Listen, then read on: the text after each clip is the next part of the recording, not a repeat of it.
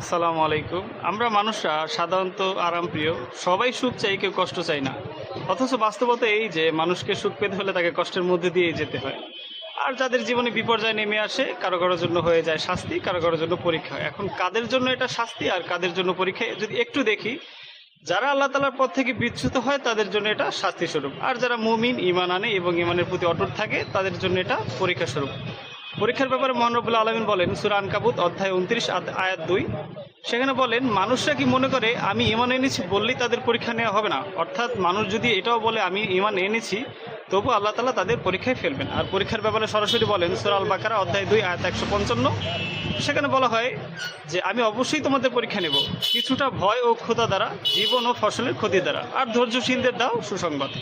এখন যদি আমরা ধৈর্যের ব্যাপারে আসি আর যদি একটু আগে যাই, অর্থাৎ আমরা ছিলাম সূরা আল বাকারা অধ্যায় 2 আয়াত 155, আমরা এখন যাবো সূরা আল বাকারা অধ্যায় 2 আয়াত 153-তে। সেখানে বলেন ধৈর্য ও সালাতের মাধ্যমে আল্লাহ তাআলার কাছে সাহায্য প্রার্থনা করো, নিশ্চয়ই আল্লাহ তাআলা ধৈর্যশীলদের সাথে আছেন। অর্থাৎ নিশ্চয়ই আল্লাহ তাআলা ধৈর্যশীলদের সাথে আছেন।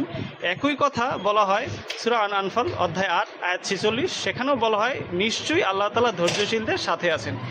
ধৈর্যের ব্যাপারে সব থেকে চমকপ্রদ যে আয়াতটি সেটা হচ্ছে সূরা আজ-জুমুর অধ্যায় 39 আয়াত 10, সেখানে বলা হয় নিশ্চয়ই ধৈর্যশীলদের দেয়া হবে পুরস্কার অগণিতভাবে। অর্থাৎ আমরা যারা ধৈর্য ধারণ করি তাদের জন্য আল্লাহ তাআলা নিশ্চয়ই অগণিতভাবে পুরস্কার দান করবেন। অতএব এটাই বলতে চাই, আমরা যেন সবাই ধৈর্য ধারণ করার তৌফিক আল্লাহ তাআলা দেয়, ধৈর্য ধারণ করতে পারি।